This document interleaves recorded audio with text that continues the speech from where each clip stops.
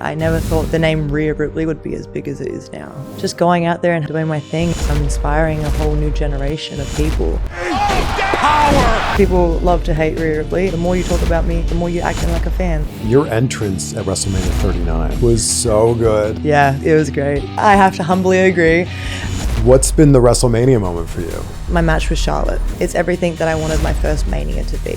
Now the match with Iyo and Bianca has triumphed that. How much do you think your storyline with Dominik helped to level you up? I think a lot. That was another turning point in my career. Instead of being the hard ass all the time, I was Mami. And Mami became a whole other character. It did. It became a whole thing of its own. What do you think of the comparisons you've had to Chyna? I love that there's that comparison, but at the same time, I want to be the first Rhea Ripley. All right, this one has been a long time coming, and I think this may be my favorite interview of the year so far.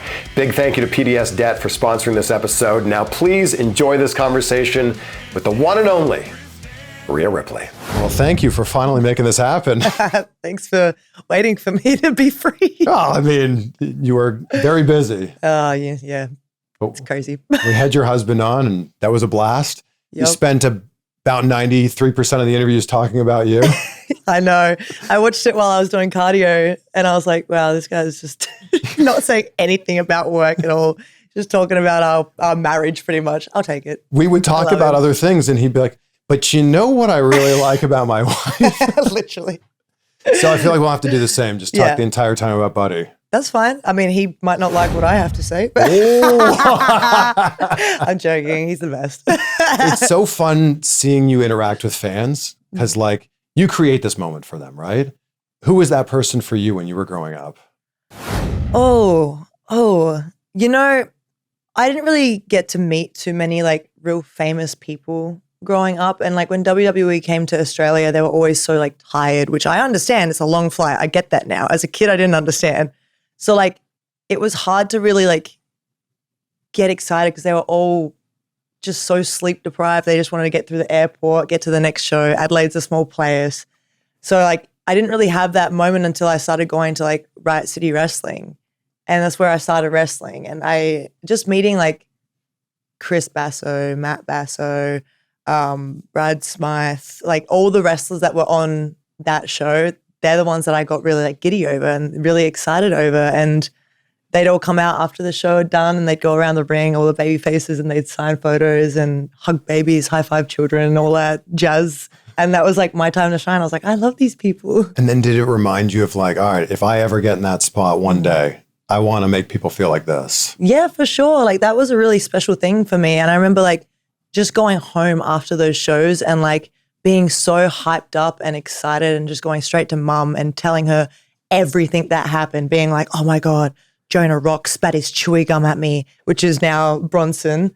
Back in the day, I used to watch him wrestle at Riot City, and like I'd go and tell her whatever happened. I'd just be like beaming and just so excited. And for me to be able to do that for people now, like it makes my day. And that's why I really do love like the house shows and stuff, because we get to connect more with the fans and give them little memories, because that's what wrestling is. Yeah. And that's what meeting like your idols is and all of that. So they're the moments that I really loved growing up. I didn't really get that too much with anything else, but Riot City Wrestling was my thing, you know? Who's the famous person now that you're in the spot you're in now that you've been so excited to meet?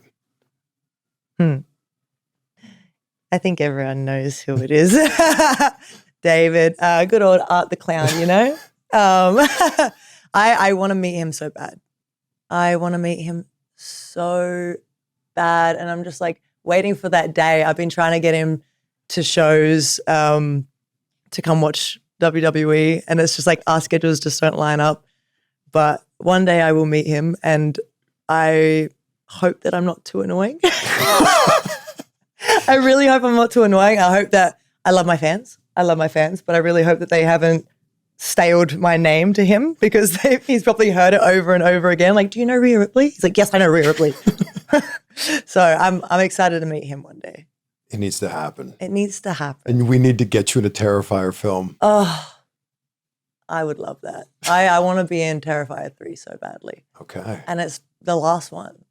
Like, Damien said that this is going to be like the last one. Well, you've put it out there now. So Like, would you be okay with any role in it? Yeah, kill me. Kill me. I don't care. I think that's actually, if you're going to be in a horror film, Yes. that's kind of the goal. Literally, right? literally. And sorry, it's Terrifier 4, my bad. I know, I got excited. Terrifier 3 is the Christmas one and it's the best. I actually really like Terrifier 3. I think that's my favorite one out of all of them. And seeing Art dressed as Santa Claus is terrifying, but amazing at the same time. Yeah. But I want to be a part of it. Kill me, please. Like I've tried to pitch things to Damien. I'm like, have like a gym scene where like me and Matt are like working out and then Art just like stumbles in and starts killing us with like weight plates or something. Well, I love it. I want to die, you know? Within the context of the film. Yes, in context. Who do you think is objectively in better shape, you or your husband? I mean, I'm going to say him because look at the man. I mean, come on. I'm at this point, I'm just skinny. Like, I'm at this stage where like, I don't know what's happening. I'm not eating enough and I'm just skinny, where he is like so like bulky, but in a good way. He's just such a mammoth man. He looks like an action figure. Like he's any wrestling promoter's dream. Like he just looks like a straight up action figure out of any like action movie. He could be Rambo for all I know. The Ginger Rambo. He's so wide. You know, he's massive. Ginger Rambo. I don't know how hiding in the greenery would be very good for him, but That's true. It'd be Ginger Rambo.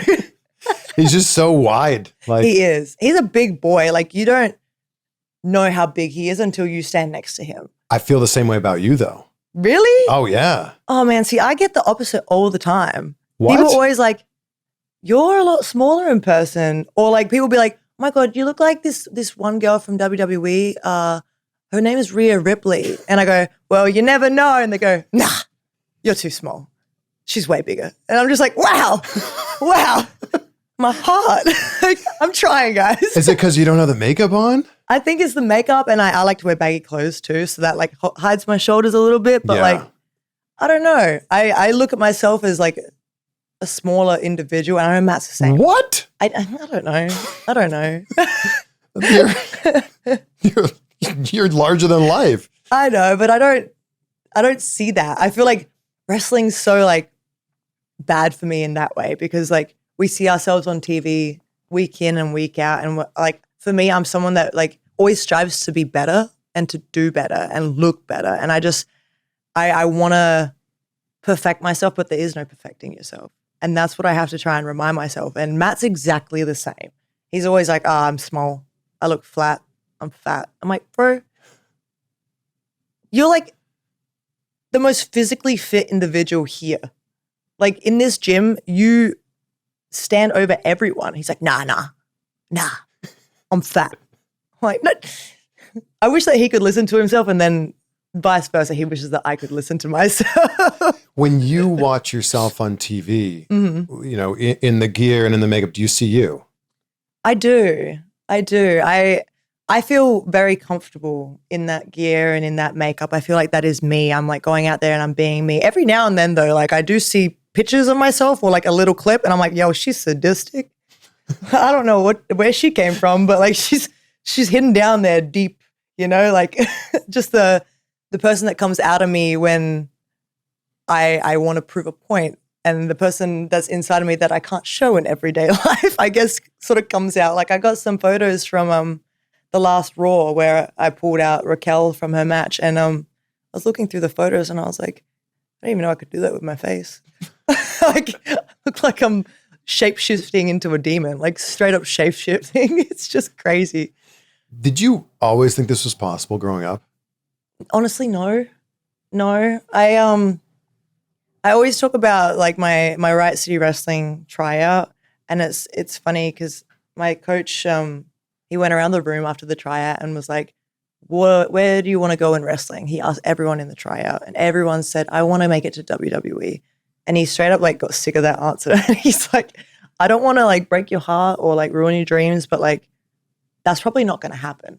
Like we're in Australia, we're very, very far away. WWE doesn't really come here. So making it to WWE is going to be extremely difficult and probably won't happen. So for me, I was a little bit realistic about that. And I was like, I just love wrestling. I find it fun. I find it entertaining. I like going out there and entertaining a crowd and showing people that they can do whatever they want to do, especially a female in such a male-dominated sport. Like I liked that challenge. I've always been someone that likes a challenge, but I never thought that I would be able to make it as far as I've come. And even by the time that I did get signed and I moved to America and I started NXT, I never thought that the name Rhea Ripley would be as big as it is now. And it's just wild to see, like, especially the last couple of years, how much I've blown up. I forget who I am sometimes. Like, I'm walking around, I'm like, why are these people looking at me? Like, why? Do I look like a 13-year-old boy? Like, are they just staring at me because I look stupid? Like, what is wrong with me right now? Like, is my hair like staticking to my face or something? Like, why are they looking at me? And I get mad. I'm like, look away, take a photo, it'll last longer. And then I'm like, oh shit. They probably know who I am. I just get so mad sometimes and I'm like, I don't know. Just because they're staring at you? Yeah, I just forget that like I'm known. Yeah. And it's not even like if I knew that they knew who I was, like I wouldn't feel bad about it. Like I'd be like, oh, like you want a photo? I'd be really nice. But it's just like I forget that I'm Rhea Ripley sometimes. I'm just like, I don't know. What's the meaning behind the name, Rhea Ripley?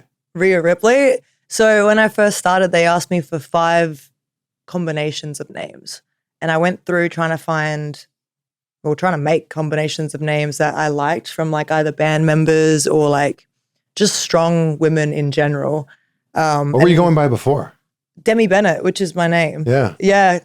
I don't know why they just didn't want to change my name. They're like, yeah, Demi Bennett's good. It's a good wrestler name. I'm like, it's really not. Okay.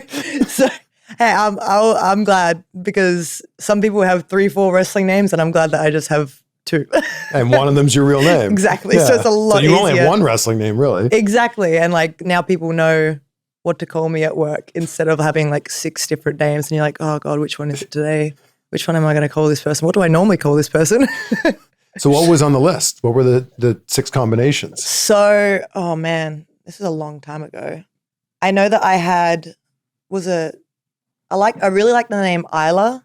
I love the name Isla. And that was one that like I didn't actually pull from anything, but it went with, it was Isla Radke because at that time I really loved Falling in Reverse and Ronnie Radke is the main singer. So I loved his last name just because it was so different. Like you don't really hear of Radkes, especially not in Australia. I don't know about America, but I like that one. And then there was something Ashby.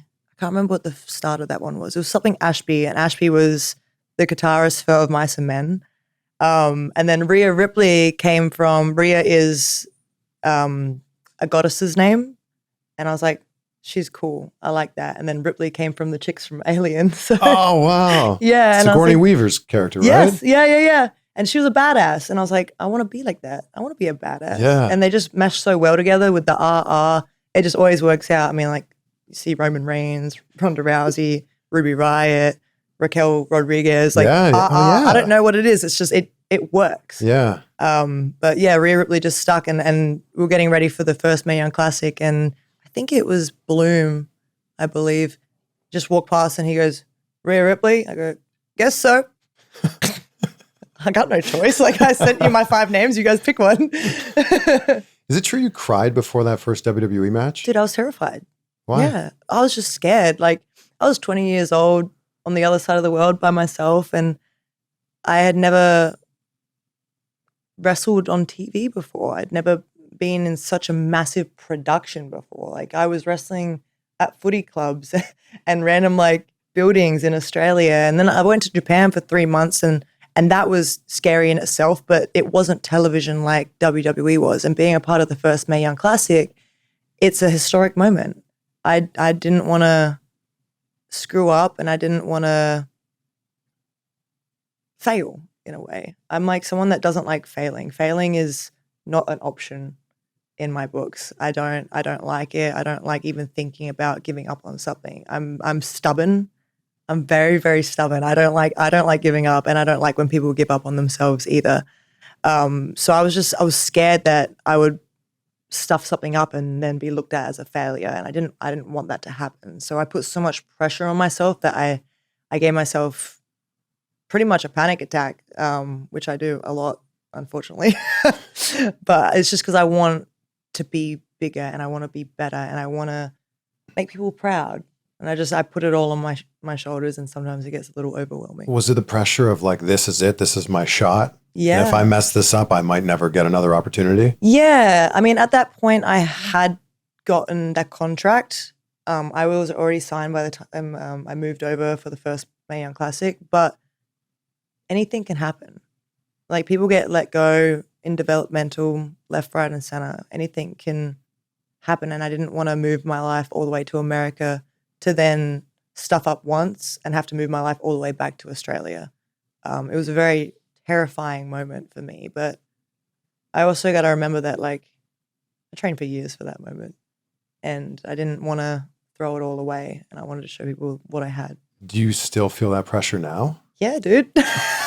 Yeah, I feel that pressure all the time. Even like, I've said it before, but like WrestleMania 41 against Becky Lynch, I was terrified. WrestleMania 40. Why am I getting my numbers wrong today? I'm getting so many numbers wrong today. WrestleMania 40, my God. I'm half asleep. Against Becky Lynch, like, I worked myself up so drastically that whole day, and I put so much extra stress on my own shoulders with things that I couldn't even, like, they weren't my responsibilities. Like, I worked myself up because Becky was sick, and I was like, okay, well, I need to be at 110% so that I can help her wherever I need to help her. And then I hadn't had many matches, so I was like, I need this to be a good match. I need people to remember that I can actually go and I can actually wrestle, because a lot of the times back then when I had the championship, I wasn't wrestling a lot. And that made me a little rusty, and then I got self-conscious, and I'm just like, I don't want to shit the bed. Like, I don't want to go out there and have a stinker and then have people say like, oh, this is why she shouldn't be champion. This, like, she sucks. She can't wrestle. She's overpushed. She's Rhea Hogan. Like, I didn't want all of that to start spiraling, because it does, and it's hard to escape from. So like, I just had so much stress on my shoulders, and I get ready super late too, which doesn't help the fact. Like, I remember sitting in hair and makeup, and I was just like freaking out, because I think the show started at 8. I was in the chair at 7:30, and I wasn't dressed yet. And I was like, okay, well, Gorilla's a good 10-minute hike. Like, it's all the way on the other side of this building, and I also don't know how to get there because I haven't been there all day. And I'm just like sitting there panicking, and I'm like, I need to put my boots on. I had these boots that I've never worn before, and they go over the knee, which is a lot of tying. Sure. My normal boots take like a good 5 minutes each boot. Like, it's going to take a long time, and they're brand new. Am I going to be able to walk in them? Am I going to be able to move and wrestle in them? Are they too tight? Like, I just overthought everything. And that happens like so much more than I would like to admit. But like, it's such a stressful thing going out there and being on live television where anything could really happen. Like, we've seen injuries happen. Zoe Stark, she got injured, and Kyrie and I had to go out there and have a singles match when we were supposed to have a triple threat. And it was Kyrie's first match back within months. She was gone for months. And I haven't wrestled Kyrie since an NXT house show. So it's like, okay, how do we do this on live television? If we stuff up, no one's getting blamed but us. Like, they're not going to blame anyone else. We're the two in there, and we're the two going at it. And on live television, we got to put this stuff together. But I think that people look at someone like you in the position that you're in, and they go, she's got it all figured out. It must come so easy to her. I really don't, though. I really don't. And the fact that you can be open about like, no, I struggle with like, I get nervous about this, or maybe I don't have it all figured out. I think that people go, I can relate to that in my everyday life. Yeah, that's why I like opening up about it, because I needed someone like that growing up. I looked at people and I was like, damn, they're so confident and they're so good at what they do. I wish I could be like that. But now being in that position, I can share with everyone that life is tough. Life is hard. Like, but the more you work on yourself and work to get through these sticky situations, the better it's going to be on the other side. And that's why, like, I always try and mention little bits and pieces, like even the panic attack, because I know a lot of people have chronic panic attacks and they don't know how to deal with that and overcome it. And I'm like, you can overcome it. You just have to really lock in with yourself and make sure that you know how to help yourself in that situation. And if not, like you're still going to be okay on the other side of it. Like once it's all said and done and it's finally stopped and it's finally worn off, like you will be okay. But I feel like everyone needs to hear that sort of stuff and it can help people get through some really hard times in their life. But I feel like you were put on this earth to be Rhea Ripley. Like I feel like you were put on this earth to do what you're doing now. Yeah. What was the moment where you felt like you'd really arrived? Oh, I think the turning point in my career, it's hard because I have a couple of them. I really have a couple of them, which like has helped push me to the next evolution of my career. And the first one being when Tegan got injured in the second Mae Young, and I had to go out there and wrestle Iyo. And like she didn't really speak English at that time either. Like it was very, very rough. We had 20 minutes to put a 15 minutes match together. And it was just like, all right, plan something. And I'm like still trying to get over this really traumatic situation, which I was just a part of. Still had Tegan's screams in the back of my head and just the noises that were coming out of her. And honestly, those noises still freak me out today because then Zoe did the same ones. And I'm like, okay, this is bad. We need to like not touch her. And it's just like a really specific noise that a human makes when they're in literal pain. But then going out there and putting on such a good match with Iyo, first time ever touching, and having Hunter come out and raise my hand on the ramp on the stage, it was just like, I feel like they're noticing now. And this is a great start to where I could be going, because before that I wasn't booked on NXT. I was lucky enough to get booked on the coconut shows. I wasn't really liked. I don't know why, because I feel like I'm a very likable person sometimes. Very. But I tried hard and I wanted to be the best and I wanted to do my best, and I felt like people didn't like me at the PC and they just picked on me and I didn't feel like I was worth anything, and I didn't feel like I belonged. And at that moment I felt like people were starting to turn that page and starting to be like, okay, she can go. The boss likes her. That's a good sign. She just went out there and she had this banger match under all these circumstances. So we can see a little bit of possibility in her. So that was like a real big moment for my career. And then the other moment was when I actually debuted on NXT. I confronted Shayna Baszler and Marina and Jessamine, and just coming out after having a little bit of time in NXT UK, the crowd had started to know my name and like got behind me a little bit. I was on more coconut shows, so I was like around the Orlando base more, and the Orlando crowd at Full Sail, they knew who I was at that point. So when I debuted, the music hit and I went straight up to Shayna, who was the champion at the time, and I was like, you haven't beaten me, bitch. And the whole crowd just like erupted. That was a really, really massive part in my career. And like, I love the title match and all that, but that really like turned my career around, because it was at that moment where, because that was when we were filming Full Sail, we were filming 4 weeks in a row. So it was like, all right, we're here all day, we're going to be filming 4 shows. So everything's already pre-planned. And I was supposed to wrestle Shayna and I was supposed to lose. I wasn't supposed to win. It was supposed to be a throwaway. Rhea's here. Yep, she lost to the champion. Now we probably don't know what to do with her. But because I got such a massive reaction from the Full Sail crowd, Sarah Amato literally ran into the locker room and she's like, we have to change the ending of the match. Rhea can't lose. We're going to do a DQ because that's all like we can really think of right now to continue it. So it was a DQ finish. I think I hit her with a chair and then I sat on the chair and told her to come back in my ring because I wanted to continue fighting. And then it trickled down and we had the match with the championship, and the rest is really much history. We'll get right back to the interview in just a minute. Do you have credit card, medical, or personal loan debt? Does it feel like your money is working for everybody but you? Don't let it keep slipping away. Try PDS Debt and discover why thousands of people each month trust PDS to save them time and, more importantly, money. PDS Debt does more than just help you manage your debt. They empower you to take control. Their technology goes beyond the numbers to understand your unique financial situation. No more cookie-cutter solutions, just a clear path to financial freedom that fits your lifestyle. And here's the best part. There's no minimum credit score required. So even if your credit is bad or fair, they're here to help you save more, pay off your debt faster, and start putting money back where it belongs, in your savings account. Getting started is easy. Go to pdsdebt.com/CVV to complete your free debt assessment and see what options are available to you.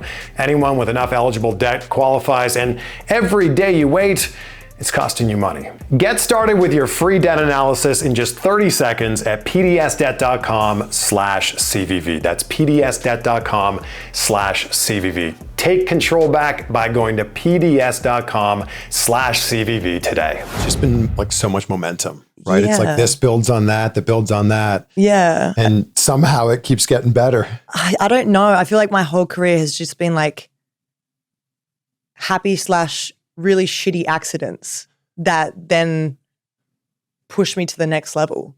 And it's wild to like look back at my life and I'm like, wow, I definitely was not supposed to be here. No, that's the thing. You were like in all those things. It feels like they lined up. Yeah. Maybe not the way that you ever imagined they would, but wow. Yeah. It's been a wild ride. What's been the WrestleMania moment for you?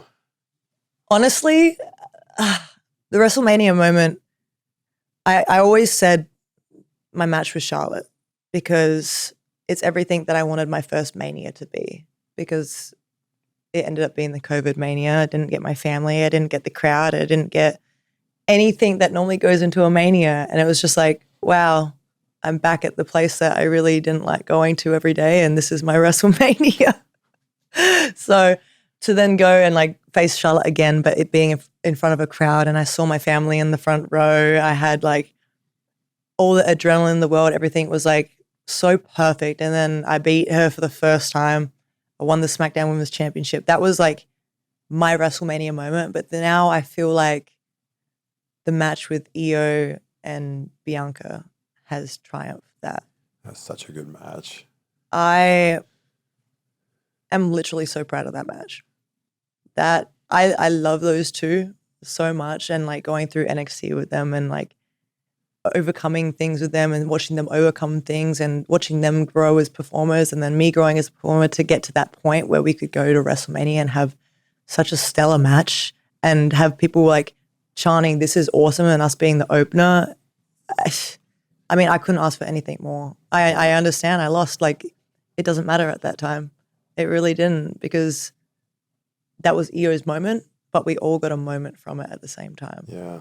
Your entrance at WrestleMania 39 was so good. Yes, dude. Yeah, it was great. I've had some good entrances. You've had some great entrances. Is there one you like better than that? Probably not. Like, it was just like, you were just the personification of cool. Yeah. Right? And you hadn't even wrestled yet. Just Dude, like, you walking down. I was so unconfident as well. I don't know what happens. As soon as my music plays and I walk through that curtain, I turn into a different animal. Like because before that, I was just like, I don't know what I'm doing. I need water. I need something to eat. I need to like work my life out. I feel like I'm going to pass out or I'm going to vomit. I don't know what's going on. And then as soon as I go through the curtain, I'm like, I got this. You singing your music as you were walking down the ramp was just like, I don't think a human can be cooler than this. Yeah, I love my song. I love Motionless in White. It might be one of the best entrance themes in wrestling right now. I agree. Honestly, I have to humbly agree. Just because I know a lot of people use it to work out as well. Like Matt, my husband, he always listens to it. Like every time he's working out, he'll just walk past me and be like, babe, this is my brutality. And just like go and continue doing his set. I'm like, I love you. I think it's safe to say you're his favorite wrestler. It's safe to say. And he's mine too. He really is. He's like, he moves like so incredibly well for the size that he is. He's so smooth with everything and he's so crisp and just like everything that he does is perfect. I don't think I've seen this man have a bad match. And I've watched him since Australia. Like I used to go to Riot City and he used to be in the ring wrestling, doing his thing. And I don't think I've seen him have a bad match. Wow. I used to hate him. What? I think he said this when he was on. Did. Yeah. And I'm like, what do you mean? I hated him. I hated him with a passion because I loved Sway, which was a female wrestler. And he was from Melbourne and he came and I can't remember if he was no, he wasn't in the crowd. Jimmy was in the crowd. He came from the back and he just punched Sway straight in the face. I was like, sir, how dare you? I don't think I saw him before that too. I think that was like my introduction to Matt Silver at the time. And he punched Sway straight in the face and then Jimmy Scarlett jumped the barricade and chased him away and then they had like a whole feud and all that. But yeah, I didn't like him. But did you go, what a handsome man? No. What? No, I was look at the incredible shape he's in. I was like, who the fuck is this redheaded fuck punching my favorite wrestler? So how did he win you? Like, how'd you come around on him? Honestly, it took a while. How did he win you over? So I didn't actually talk to him much. His last show in Australia was my first show and I was working merch. So I wasn't even on the show. He literally left as I was starting in this business. So once we came to America, like, he was at the PC a little bit with the COVID era, so I would see him there. And I saw him a little bit in my NXT run as well, but he wasn't really there at the same time as me. But we'd have like random conversations in passing or just like little bits and pieces, or he'd look depressed and I'd be like, you okay? He'd be like, yeah. And that's about it really. That's all we ever like said to each other. And then my sister actually started dating his best friend and I went up to him and I was like, you know, Callista's dating Brooksy, right? He goes, what? He never told me that. And then that started like a whole conversation. He's like, I don't like it. I was like, I think they're cute, but like maybe you're right. And then we would talk about their relationship, which kind of like made our relationship a little bit better. But then it came down to a Halloween party at LA Knight's house. And yeah, I rocked up late. I didn't want to go. Simone actually made me go. So I rocked up at like 11 p.m. What were you dressed as? Pennywise. Oh, Wait, wow. actually, that's a lie. That was the next one. I was dressed as Freddy Krueger. Oh my gosh. Yeah. Love Freddy Krueger, if you haven't realized. Oh, yeah. Love him. But I rocked up late. I didn't actually have a proper costume. I just put this random woolen thing on that was like black and red lines. And then I had the claw and I had the hat. And that's all I had. I think I had the high boots on. I was like, yeah, I'm Freddy Krueger. You were clearly not planning to go to this party. I was not. I wanted to go to bed so bad. I've been to an LA Night Halloween party. Oh, they're a lot. They're a good time. And then at midnight, it's his birthday. Yep. Yes. Yep. It's a wild night. It's fun. That's very fun. And I like them now. But at that time, like I didn't really know anyone. And I wasn't really like out of home body, you know, like I was a very homebody. I still am. Yeah. But yeah, she made me go to that party. And then as I was leaving, I saw him on this fucking rocking chair, just gone, absolutely gone. I was like, bye, buddy. He's like, bye, Rhea. And then that was it. And then the next day he messaged me. He's like, sorry that you had to see me like that. It's like, it's okay. And then we caught up and had sushi. And it's the first time that I had actually like opened up to someone straight away. It was such a weird like feeling because I had had conversations with him before, but I feel like because they were all at work, they were like centered around work.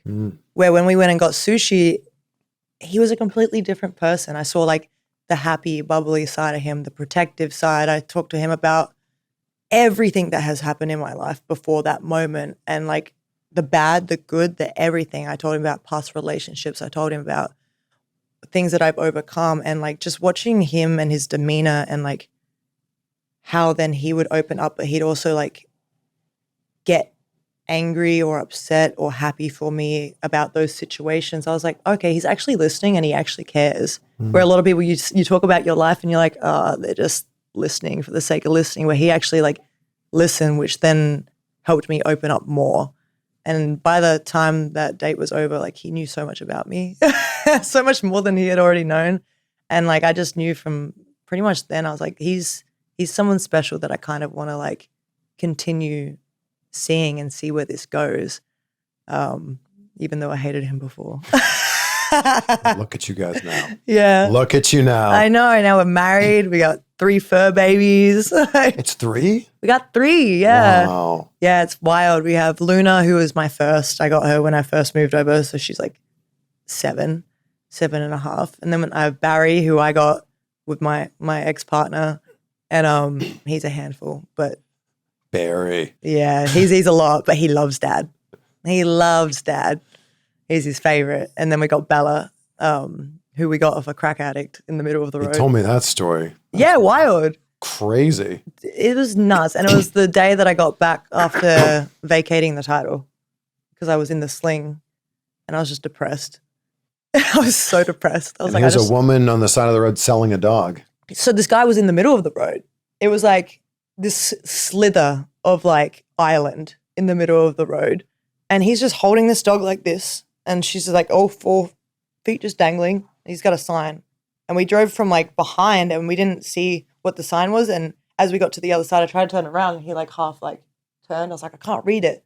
He's like, do you want me to go around again? I was like, yeah. And he knows like the verbiage better of what we said because we both have different like rememberings of it. And he went around again and we missed it again. He turned and he's like, if I go around again, I know that we're going to have a dog. I'm like, yeah.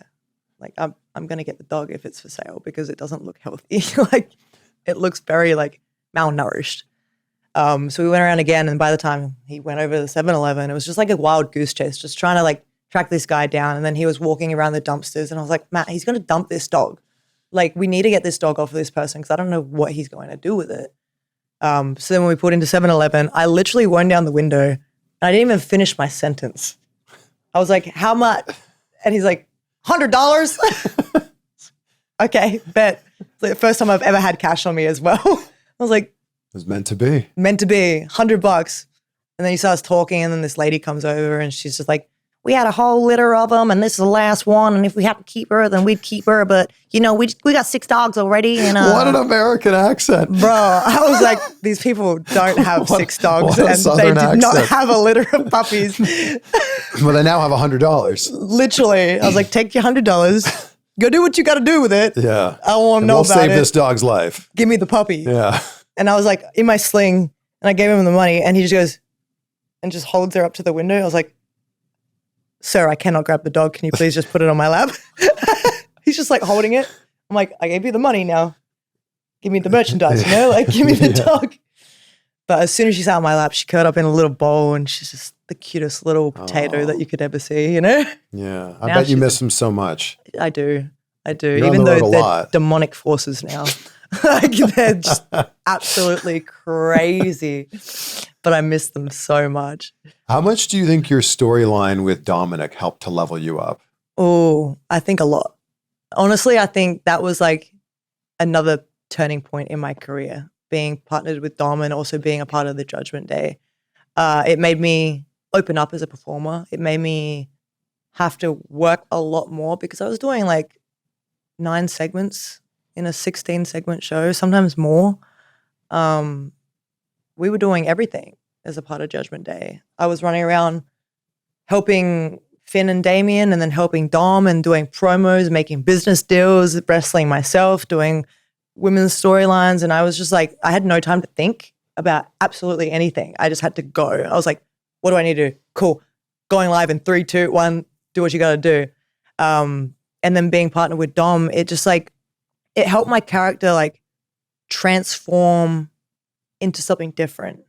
Because I feel like in NXT, I was doing the same thing, but on the different brands. I was NXT UK and I was like that force that came from the second Mae Young Classic. And then that kind of transferred onto NXT, but in a babyface sort of manner, which was a little bit different, but kind of the same. And then as soon as I came to the main roster, it was in COVID. So like Vince didn't know what to do with me. He didn't know if I was face or heel. And he's like, well, she looks like a heel. And everyone was like, you don't understand. She's a baby face. People actually like her. He's like, nah, she's a heel.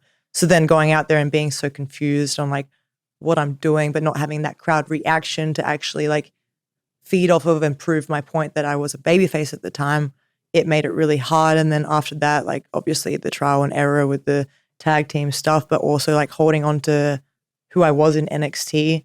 I feel like when I got partnered with Dom, I could actually like blossom a little bit into something different. Instead of being the hard ass all the time, I was Mami.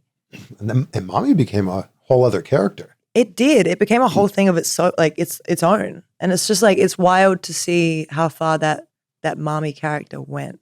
Like I had so many different Mami phases within that 2 years. And like each Raw would see like 2 to 3 different Mamis. You know, like I said, I'd be doing like business deals with Paul Heyman and I'd be like a Mami business sort of thing there. And then I'd have to split bloody Priest and Finn up from fighting each other when they're about to go out and do a tag match. And I'd be Mami Rhea then where I'm stern and I'm like, no. And then I'd be Mami Rhea with Dom where it's like, I'm loving, I'm nurturing, I'm helpful, I'm there for him. And it's just like so many different Mamis all in one. And it's like, I feel like that just helped me with like opening up and acting and showing different sides of myself and connecting to different like groups of individuals in the crowd as well, which then helped me get more popular with what I was doing because people could connect with it. Did you have any idea Mami would be a thing? No, I was trying to push the Papi agenda. And they were like, that's taken. Yeah, they're like, yeah, we can't do that. And then Priest was like, what about Mami? I was like, okay, guess I'll be Mami. I was really set on the Papi thing. I was like, I can be a little shit stirrer, just be Papi this, Papi that. But Mami, but they were like, that's over. Eddie's thing. Can't do Yeah, that. they're like, we can't go there. And I was like, okay, I respect that. Mami's going to grow on me though. And it's become what it's become. It did, yeah, it really did. Like, thank God Priest said that, and then Dom latched onto it, and then Dom saying it repetitively just like blew it up for me. The Mami's always on top, and the I'm your Mami shirts and all that. It's wild. I never could have seen my career going down that path, like ever. When you licked Dom, was that kind of like the I licked it so it's mine? Yeah. Yeah, it was. Oh man. So like my character is so complex. So complex. Because I'm trying to be a badass. I don't want to be too feminine, but I don't want to be too masked. And like it's like that fine line in the middle, and Hunter's like, well, I wouldn't see you like kissing him. I'm like, okay, that's fair. Rhea Ripley's a little bit too hard around the corners for that. He's like, I see you like licking him.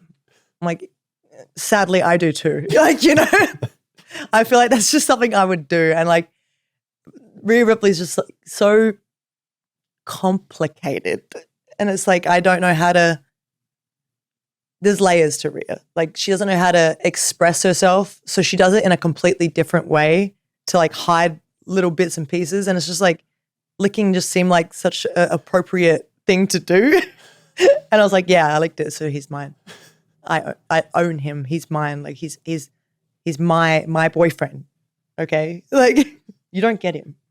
Are you still learning about Rhea Ripley with every promo, every match? I am, and it's hard sometimes because it's like things change so drastically in this profession. And I also find it interesting that you talk about Rhea Ripley like Rhea Ripley's a different person.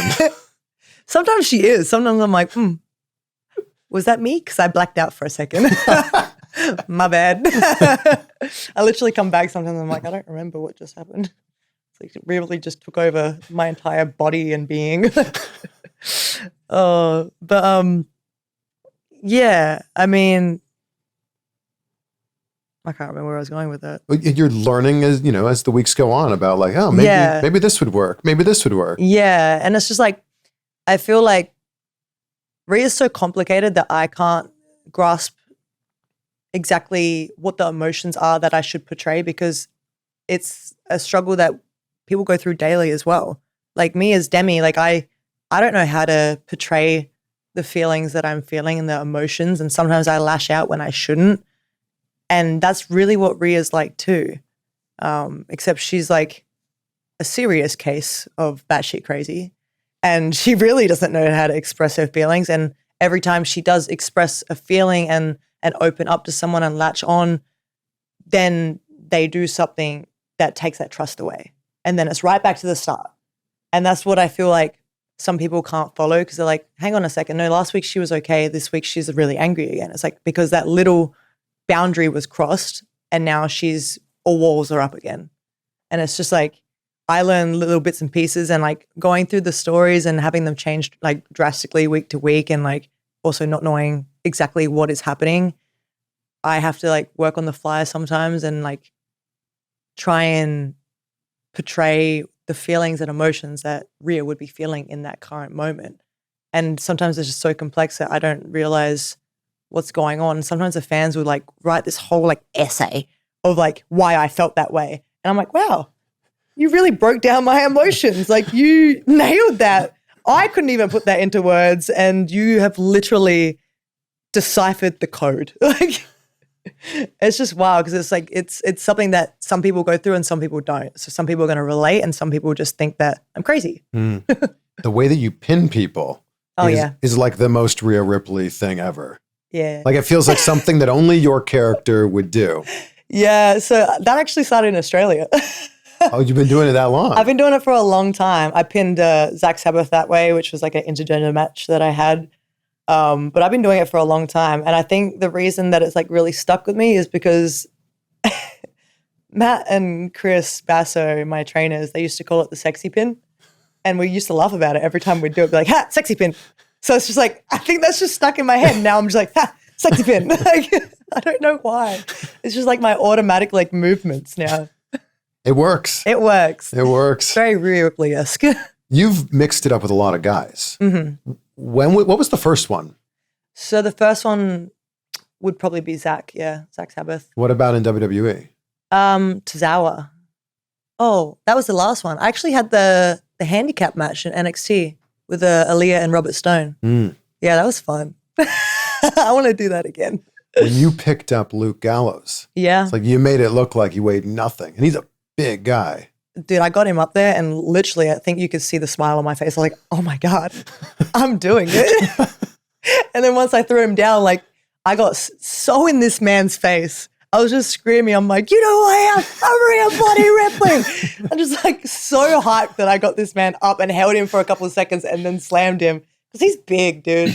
He's long. Like when you pick up someone that tall, like their body proportion, it just like, it rocks you around. So I was like really proud of myself in that moment. And it's funny because Priest comes back afterwards and he's like, of course you had to go all Rhea on him. Like you just got so excited afterwards and just started screaming, made it look like it was nothing.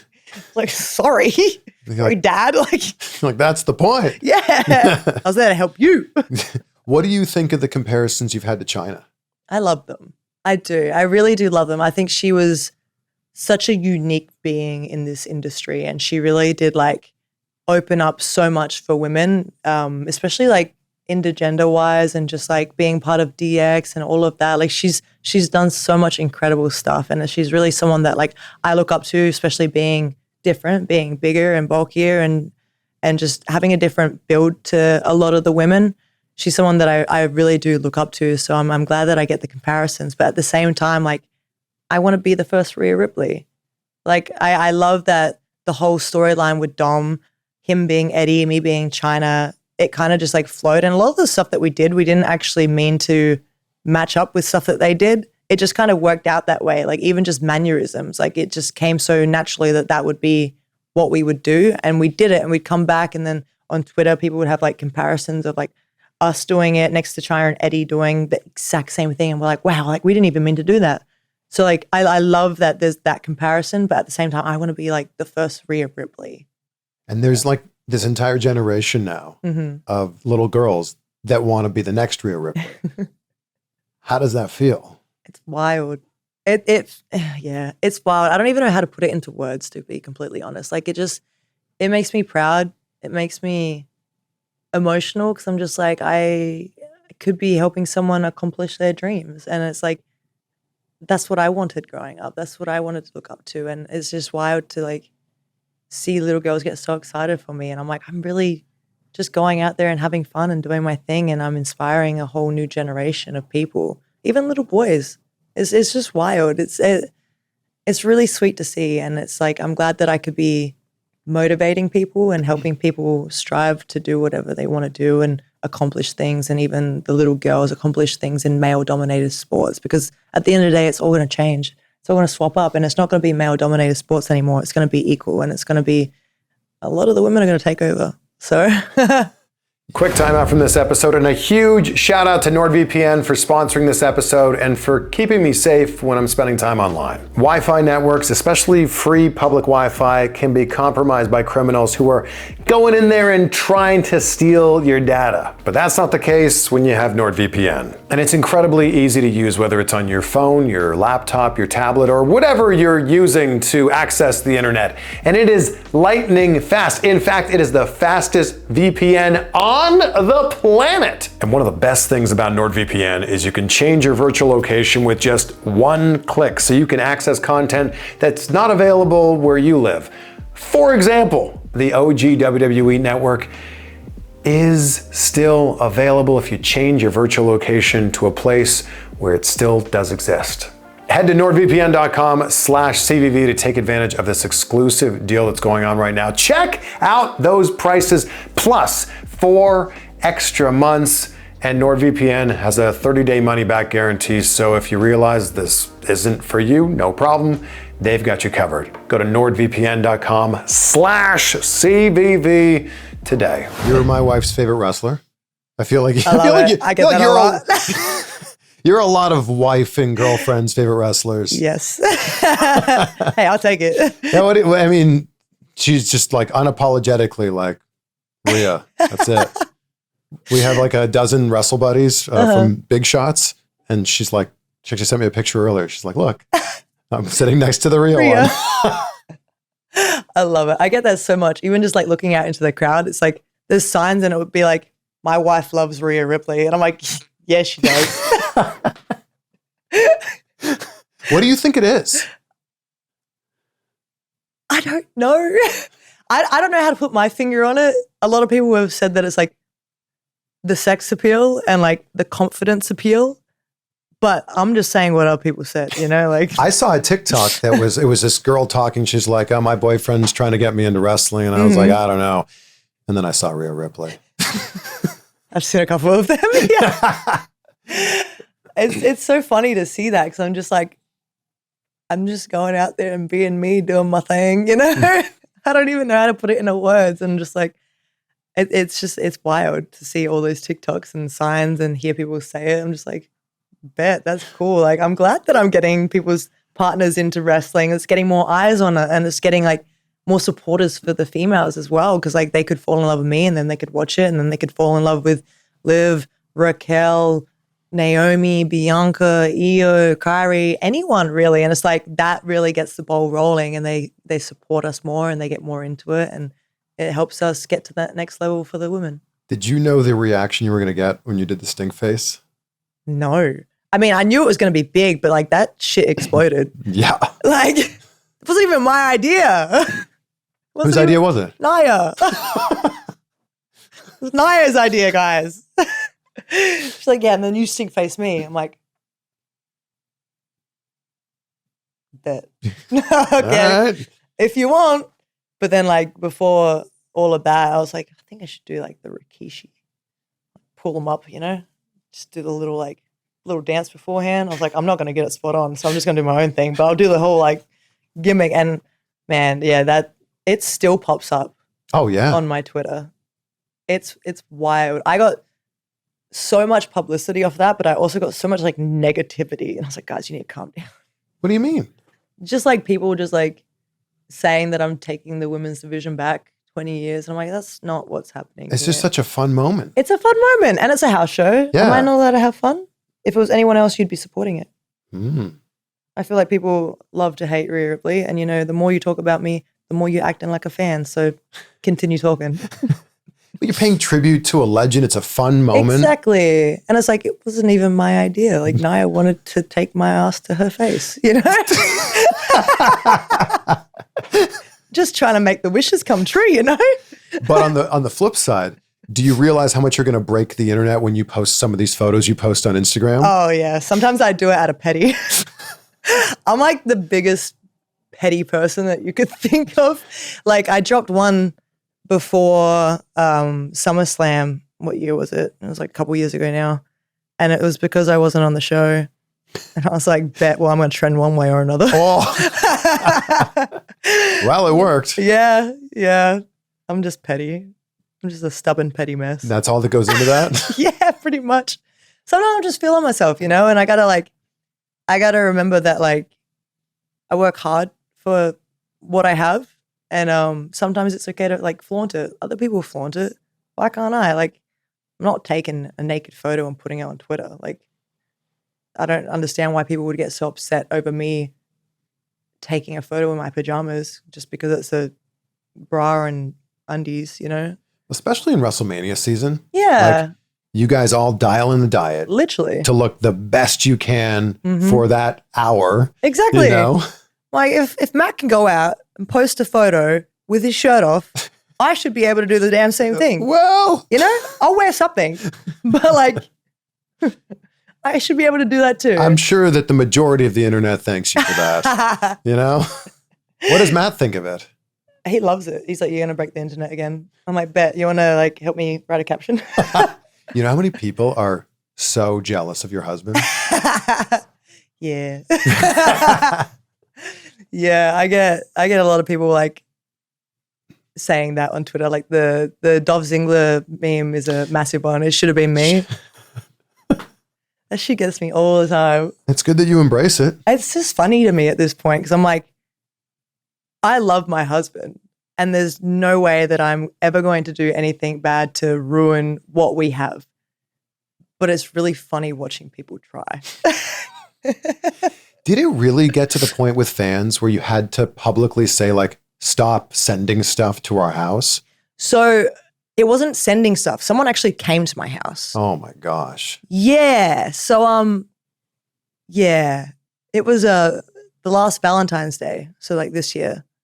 And we had left for Australia because we had obviously his show and then we're going to continue with our honeymoon afterwards because we've been married for a year this coming Monday.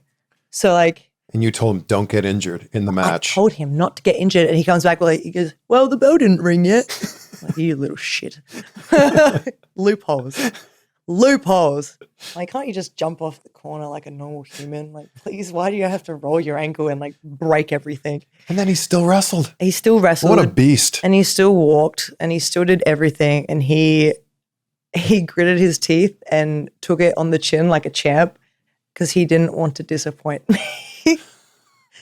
And like, I truly wouldn't have been disappointed. Obviously, like I wish that we could have done more stuff, but just having that time with him was all that I needed. That's all I really needed. And that's all I ever wanted. And I just wanted to be able to relax with him. And it was nice, like going to Australia, but not doing like the normal things that we did. Cause we went and just walked around Queensland for a while, but back on track. But we had left to do all that. And we looked at the Ring camera and there's some chick at our door. And I didn't think anything of it. And I was like, why does she keep ringing the doorbell? And then like just standing there for eternity. And then we had our Australian friends, the Pardea, who live near us, and they came to pick up our mail. And they go, this is for Rhea Ripley. I think it's fan mail. I was like, oh no, who the hell has my address? Like, that's just something that people shouldn't be doing. That's kind of like crossing the line. Like we are normal people outside of work and we like our privacy. We like to have like our normal humanity. But I went back and I watched the Ring doorbell and this chick was like, she just came out of the movie Smile. Like she was, I'm sorry if you're watching this lady, but you were terrifying. Like she was scary. Like she rang the doorbell and she got real close to it and she just goes, oh man. and then she looks at her phone and she goes, she did this for so long. Like she was there for like 10 minutes and then she left, came back, did it again. And then she left and then she came back wearing something different. What? And rang the doorbell again. And I was just like, this lady really thinks that we're home. Like the cars are there because like we left them there. But like if I was home, I wouldn't know what to do. Like if I opened the door and she was just standing there, like what could have happened? Like she could have done anything. I don't know you. Yeah. Like you could have attacked me. And I don't know how she got her car in the gate. Like we have a gated community. So I'm like, no one let you in. Yeah. Oh, Terrifying. That's so scary. It is. And like this stuff happens all the time with everyone. Like Liv had one the other day as well. And then there was a whole Roxanne stuff that was going on. And I'm just like, people need to understand that like wrestling is our passion. It's our love. But like at the same time, you have to understand that that's our work. And it's like, we go home and we're different people. And what you see on TV is not what you get outside of TV. So it's like, we're normal people. Please do not come up to our house. Do not stalk our property. Do not threaten to kill us over a storyline on WWE. And it's just like, it's craziness like that. And it's just like, people need to understand boundaries sometimes. What's the thing about Demi that fans might be most surprised to learn? I'm shy. I'm so scared of the outside world. What? Yeah, dude. Like, I'm sweating right now. It is hot in here. I'm sorry. No, you're good. You're good. We had to turn the air conditioner off. It's making too much noise. It was too noisy. But like, I get like real bad anxiety, and I don't like when people like swarm me because I freak out, and it happens real bad whenever we go to Universal or something. Like, man, I try and hide my best. I really do. But Matt being Matt, he's an enormous human. And I'm like, why are you wearing a tank top today? Like, you knew we were going to be around people. Put the pump cover on. Literally, hide your muscles, please. Like, oh my God, what are you doing? You can tan later. But they just, I don't know, they swarm us. And it's like, sometimes we'd go to Universal and there'd be like there was a group of 18 people one time. And I was not in the mood to like talk to people. My uncle had just passed and I was trying to like distract myself a little bit, and that was my distraction. I was like, I want to go to Universal and try and have like fun on my day off. And like this group of like 18 people, one of them saw me and that was the end. It was like fucking World War Z. They just all ran towards me with cameras, and then once you see that, everyone around just like looks. Well, they're like, know? Who's the famous person? Yeah, they're like, who's that? And then you have people coming up to you like after they leave and they're like, I'm sorry, I don't know who you are, but can I get a photo? I'm like, can you just like not, please? Like, I appreciate that you want to get a photo, and I love that you think I'm famous, but like I kind of just want to like have fun today, you know? Like yeah. I just my humanity, communication, like all of that, like it's just like my meter's down. Like I'm just getting pushed down, and I curl up in a ball by the end of it. I'm like I'm peopled out. I can't people anymore. I think people think they recognize you. Mm-hmm. And then when they see Matt, they go, it is. 100%. And people have said that to me. And that's why I'm like, why are you wearing a tight shirt? I talked to him about it, but these photos were like, they're clearly taking a photo with you. But he's in the back. He's in the background just looking like the biggest, most juggernaut. Yeah. Yeah. Literally. There's the one in Walmart where he's on the edge of the photo. Yeah, that guy 100% wanted him in the photo. But look, I feel like people were more focused on him. I'll take it. His arms were huge. Dude, when that posted and I saw it on my Twitter, I was like, whoa, Matt, you're going to be happy about your body for once in your life. I showed him. He's like, whoa, I look huge. So like that was a good one. I was like, thank God he posted that photo with him in it, because like it's a good reminder to him that he is a massive human being. He also looks so menacing. Oh, dude, he's got the bitchiest face. Well, he's clearly like making a face like. Literally. You're like, He's got this thing where like we're walking through like the shops or something and he's like, I got to look scary so people don't approach us. And I'm like, bro, you think you're looking scary, but you're making people look at us. Like, you have this face and you're walking through like, sorry, that was my chest. My chest is cracked. You okay? It does hurt sometimes. But he's like walking through, like holding my hand. He's like, just being the big human that he is. I'm like, dude, you puffing your chest out is not hiding us. Like, it's making people look at us even more. And I'm there walking next to him like this, just like trying to hide. And for people that don't know, like he's a bodybuilder. Like, yeah, he's a wrestler, but he's the size of a bodybuilder. Yes, and then can't hide him. People come up to him anyway, and they're like, "What do you do? Like, are you a bodybuilder? Do you compete?" Like, And like you're starting these conversations by looking so good. Can you just look a little shittier, please? Like, please, just a little bit. Yeah, work on that. Yeah, geez. Wear your pump cover. What's been the scariest moment in the ring for you? Oh. Like for myself, my own well-being or other people's well-being? You tell me. Oh. That's tough. I mean, I've had a lot with other people, like I said, Tegan and Zoe and all that. So then what is it for you? For me, I had this one moment in Australia where I thought I snapped my leg in half and I was very scared. Oh, I had 2 moments in Australia, actually, now that I think about it. But I had this one and it was like, I believe it was an all-women's show in our wrestling facility that we had. And yeah, it's City Chicks 2, I believe, because I think I won the title that night. And Savannah Summers was sitting up on the top corner, and I used to do this thing where like I'd do like a running scissor kick in a way. So I ran up, and like this leg came up first, and then I came around and did the roundhouse to her. But as I was jumping, this leg got stuck, and it like straightened out, and I hyperextended my knee real bad. But I thought I broke my shin in half, because like it got stuck so bad that like this part had like gone to bend, but then realized it couldn't bend. So like my shin was just like in so much pain, and I had to like look down and make sure that my leg was not in 2 pieces. So like that was scary. And then I had another moment where I got shit canned over the top rope to the outside, and I flew so far I missed all the mats on the outside, and I hit the concrete straight on my face. And I was like, yeah, it's gonna be a black eye. That was the first time I had a black eye. I'm sure you looked cool with it. I did look really cool. How did you decide on Riptide to be your finish? I was trying to do the what the hell is it called? The Pump handle slam? I was trying to do the I got a mental blank. My finish from the first Mae Young. I was doing that for a hot minute, and I was like, this is shit. Like, it doesn't look impactful. It doesn't look good.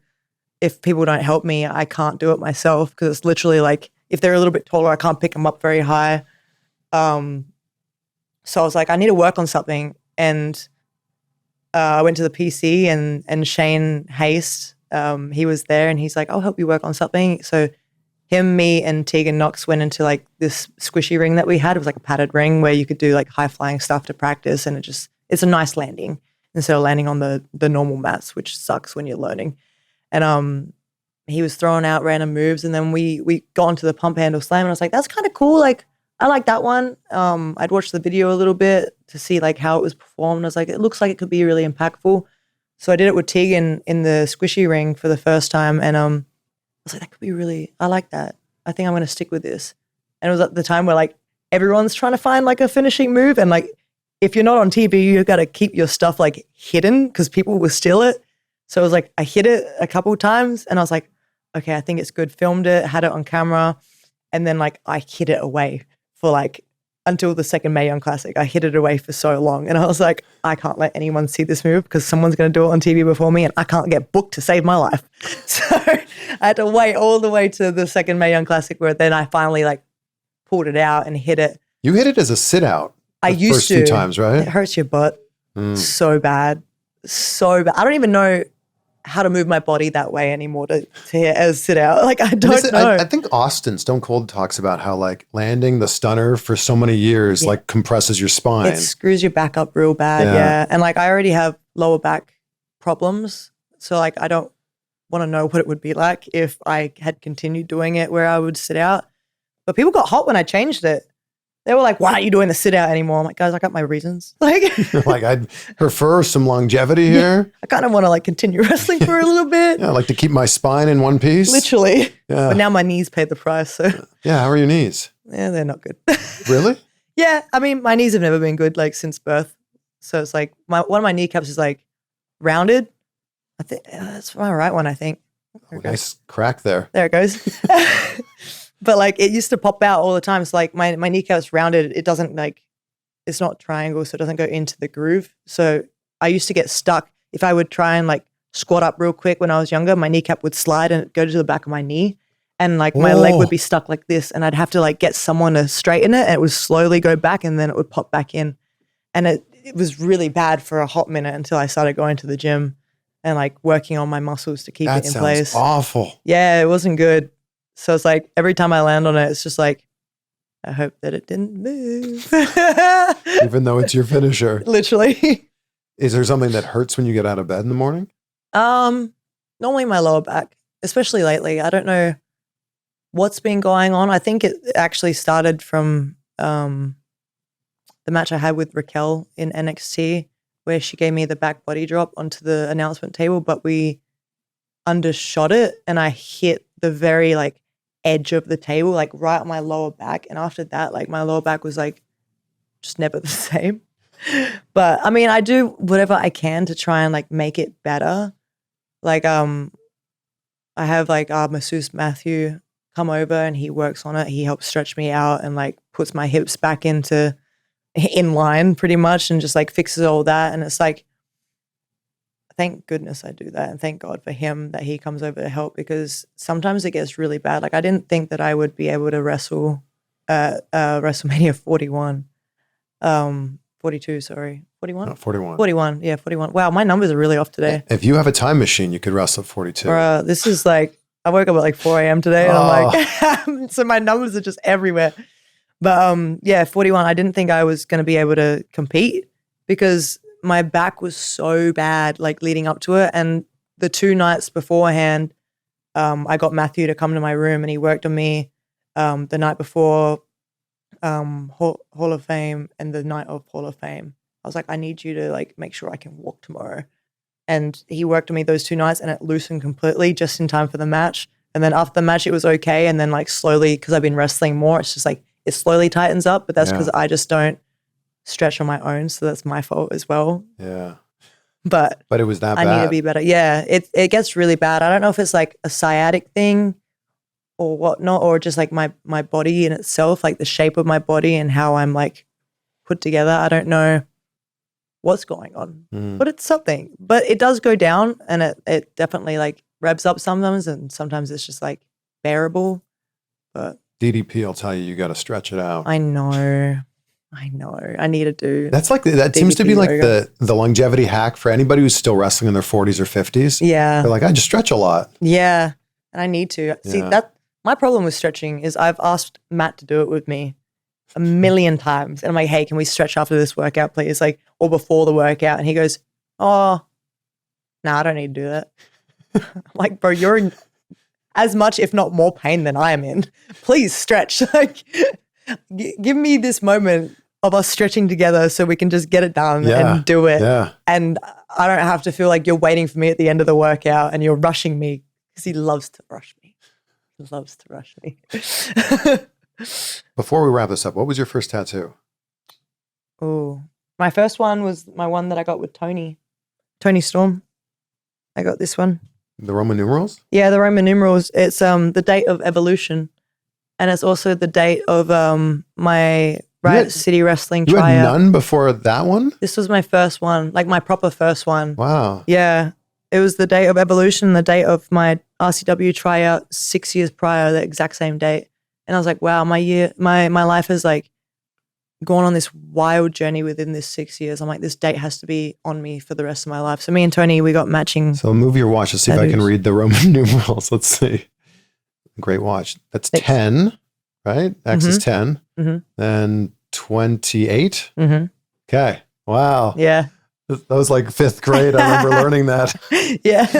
28th of October. Yeah. It's wild. It's so wild. And then my second one, which Raquel likes to claim is my first ever tattoo, which it is not. I saw the interview, Raquel. It was my second. I got it on my leg. She came with me and my family to get tattoos. And wrong one. Wrong leg.